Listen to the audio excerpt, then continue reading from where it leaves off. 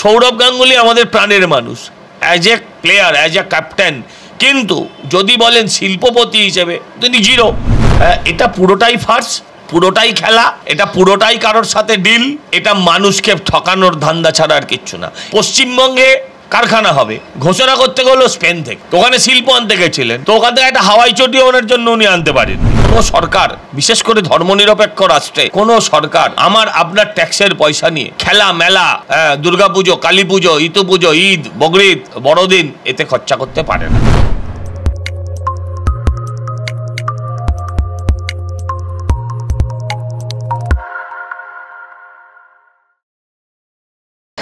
অভিযোগ উঠেছে অতি পরিচিত খেলোয়াড় সৌরভ গাঙ্গুলিকে শিল্প উন্নয়নের নামে 1 টাকায় চিটফান্ডে জমি বিলি করেছেন মুখ্যমন্ত্রী মমতা বন্দ্যোপাধ্যায়। এর পিছনে রাজনৈতিক অভিসন্ধিটা ঠিক কী বলে মনে হচ্ছে আপনার? প্রথমে জমিটা দিয়েছিলেন শালবনিতে, প্রথমে জমি দেননি, বলেছিলেন শালবনিতে হবে। তো শালবনির কোন বনে হবে সেটা তখন আমরা জানতাম না, বনে হবে বাজারে হবে আমরা জানতাম না।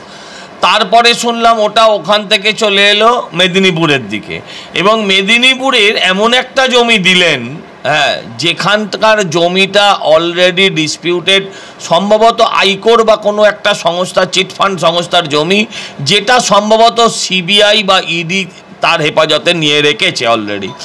এবার 1 টাকায় দিক আর বিনা পয়সায় দিক, মানুষের সঙ্গে যে উনি তঞ্চকতা করছেন, কারণ ওই জমিতে জটিলতা হবে, ওই জমিতে যারা ওই জমিটাকে যারা পজেশন নিয়ে রেখেছে, পজেশন মানে যাদের কাছে হেফাজতে নিয়েছে, যারা বাজেয়াপ্ত করেছে, সেই ইডি বা সিবিআই যাতে জমিটা নিতে মানে কখনোই তার উপর কারখানা হতে দেবে না, তখন মুখ্যমন্ত্রী চিৎকার করবেন যে আমি একটা শিল্পবান্ধব পরিবেশে কারখানা করতে চেয়েছিলাম, আমাকে কারখানা করতে দেওয়া হলো না। আর এটা ওনার আসলে ওই চিটফান্ডের সংস্থার সঙ্গে ওনার আসলে টাই আপ, যাতে জমিটা হাতের বাইরে না চলে যায়, যাতে ইডি বা সিবিআই ওই জমিটা বাজেয়াপ্ত না করতে পারে, সেই জন্য সেই বাজেয়াপ্ত থেকে বাঁচাতে ওই সংস্থার যারা মালিক আছেন সেই মালিকদের হয়ে দালালি করবার জন্য মুখ্যমন্ত্রী এই জমিটা সৌরভ গাঙ্গুলিকে দিয়েছেন। এখন দেখুন, সৌরভ গাঙ্গুলি ভালো ক্রিকেটার, সৌরভ গাঙ্গুলি আমাদের প্রাণের মানুষ, as a player, as a captain, কিন্তু যদি বলেন শিল্পপতি হিসেবে তিনি জিরো। কারণ শিল্প নৈপুণ্য উনি কিছুই দেখাতে পারেননি আজ অবধি। একটা লোক শিল্প শুরু করবে, জীবনে অনেক টাকা আছে, প্রথমেই সে একটা ইস্পাত শিল্প করবে। পৃথিবীর ইতিহাসে এরকম কোনো নমুনা অতীতে আছে বলে আমার জানা নেই। এটা পুরোটাই ফার্স, পুরোটাই খেলা, এটা পুরোটাই কারোর সাথে ডিল, এটা মানুষকে ঠকানোর ধান্দা ছাড়া আর কিচ্ছু না। এটা প্রথম উনি বললেন পশ্চিমবঙ্গে কারখানা হবে ঘোষণা করতে গেল স্পেন থেকে, তো ওখানে শিল্প আনতে গেছিলেন, তো ওখান থেকে একটা হাওয়াই চটি ওনার জন্য উনি আনতে পারেননি, একটা হাওয়াই চটির কারখানাও স্পেন থেকে আসেনি। উনি ওখানে ঘুরেছেন, রাস্তায় বেরিয়েছেন, ভিখারিদের সঙ্গে পিয়ানো বাজিয়েছেন, এসব আমরা দেখেছি, কিন্তু ওখান থেকে শিল্প কি এসছে? সৌরভ গাঙ্গুলি এসছে। সৌরভ গাঙ্গুলি কিছু কিছু ব্যাপারে একদম শিল্পী, সেটা আমরা জানি। সৌরভ গাঙ্গুলির ভূমিকাটা পুরো বিষয়ে আপনি কিভাবে দেখছেন? আমি তো বললাম সৌরভ গাঙ্গুলি আমাদের দাদা, বাঙালির দাদা, দুজন দাদা, একজন মিঠুন চক্রবর্তী আর একজন Sourav Ganguly. As a cricketer তাকে আমি ভীষণ ভীষণ ভীষণ শ্রদ্ধা করি, কিন্তু যতক্ষণ না পর্যন্ত উনি শিল্পপতি হয়ে দেখাচ্ছেন, উনি বড় লোক মানুষ, মাল্টি মিলিয়নার, বিলিয়নার হতেই পারেন, কিন্তু তার মানে শিল্পপতি হওয়াটা এক নয়।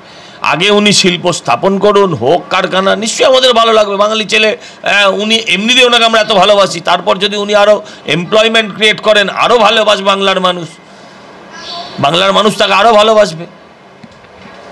শিল্পের প্রতিশ্রুতির নামে কি শুধুই প্রতারণা? হ্যাঁ নিশ্চয়ই, এখানে কারখানা টাটাকে দেওয়া যায় না, এখানে কারখানা টাটাকে দেওয়া যায় না, এখানে কারখানার জন্য জমি পাওয়া যায় না, এখানে মন্দিরের জন্য জমি পাওয়া যায়, এখানে কাঁটা তারের বর্ডার দেওয়ার জন্য জমি পাওয়া যায় না, এখানে মন্দির মসজিদের জন্য সরকার যথেচ্ছ জমি দিয়ে দেয়।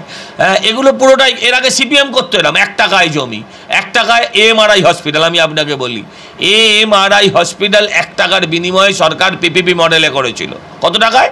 1 টাকায় পিপিপি মডেলে। সেখানে গরিব মানুষের কি জায়গা আছে? সেখানে গরিব মানুষের কি জায়গা আছে? এরকম আরও অনেকগুলো হসপিটাল গভর্নমেন্ট পিপিপি মডেলে বড় লোককে দিয়ে দিয়েছিল, যেখান থেকে গরিবের কোনো লাভ হয়নি। ঠিক সেই জিনিস, একদম সেম টু সেম কাজ এখান থেকেও করছেন আজকের সরকার। যে 1 টাকার বিনিময়ে জমি, পরে দেখা যাবে সে রিসর্ট খুললো, সেখানে আমার লাভ কি? বাংলার মানুষের লাভ কি? বাংলার মানুষের কোনো লাভ নেই। লাভ ওই যারা জমিটা 1 টাকার বিনিময়ে নিচ্ছেন, আর যারা সরকারের বাড়ির আত্মীয় পরিজন যারা আছে মন্ত্রীদের, তাদের লাভ, আর কারোর লাভ নেই। তাহলে কি শুধুই সৌরভকে সামনে রেখে কৃতিত্বর চেষ্টা? এর বেশি আমি আর কিছু বলবো না ব্যাপারে, যা বলার বলেছি। সৌরভ গাঙ্গুলি ভাই এই বিষয়ে রাজি? সেটা ওনাকে জিজ্ঞাসা করুন, এর বেশি আমি এটা নিয়ে কিছু বলবো। হাইকোর্টের দ্বারস্থ হলেন আমানতকারীরা, তারা কি সঠিক বিচার পাবেন বলে আপনার মনে হয়? বিচার পাবেন, নিশ্চয়ই সঠিক বিচার পাবেন। আইনের প্রতি আমি আস্থাশীল মানুষ, বিচার সঠিকই পাবেন, কিন্তু কবে পাবেন, নিজের জীবদ্দশায় দেখে যেতে পারবেন কিনা সেই বিচারের ফলাফল, এটা আমার জানা নেই। পুজোয় সরকারি অনুদান রাজ্যের খরচ নিয়ে মামলা তদন্তের আর্জির বিষয় কতটা যথাযথ বলে আপনার মনে হয়? দেখুন, আমি বিশ্বাস করি কোনো সরকার, বিশেষ করে ধর্মনিরপেক্ষ রাষ্ট্রে কোনো সরকার আমার আপনার ট্যাক্সের পয়সা নিয়ে খেলা মেলা, দুর্গাপুজো, কালী পুজো, ইতু পুজো, ঈদ, বকরিদ, বড়দিন এতে খরচা করতে পারে না। কোনো সরকার আপনার আমার ট্যাক্সের পয়সায়, আপনার আমার পয়সায়, জনগণের পয়সায় কোনো সরকার ইমাম ভাতা, পুরোহিত ভাতা দিতে পারেন না। হ্যাঁ, কিন্তু এ রাজ্যে এটাই হচ্ছে, এ রাজ্যে এটাই দস্তুর। কারণ ক্যাশ দেওয়ার যা, ক্যাশ যে পায় তার যা আনন্দ, সে সরাসরি ভোট দেয়, এটা সরকার বুঝে গিয়েছে। আমি আপনাকে বলি, যে টাকা খরচা হচ্ছে এই টাকা দিয়ে পুরো ডিএর সমস্যা মিটিয়ে দেওয়া যেত।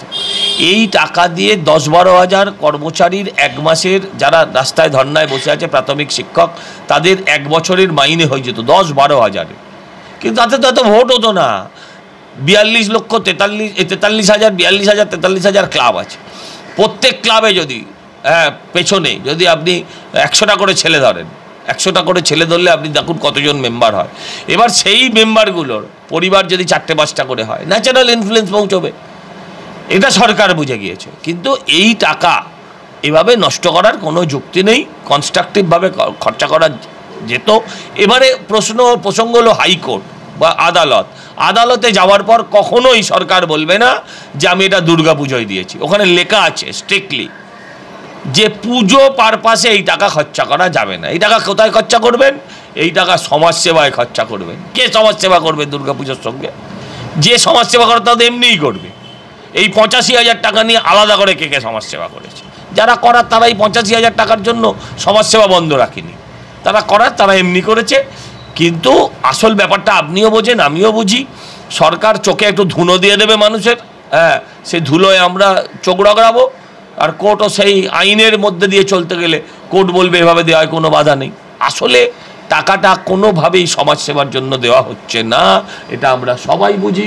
বুঝেও আমাদের কিছু করার থাকবে না। তদন্ত কি সঠিক পথে যাবে বলে আপনার মনে হচ্ছে? না, তদন্ত হতেই পারবে না, কারণ সরকার তো বলে দেবে আমি এই খাতে টাকা খরচা করছি।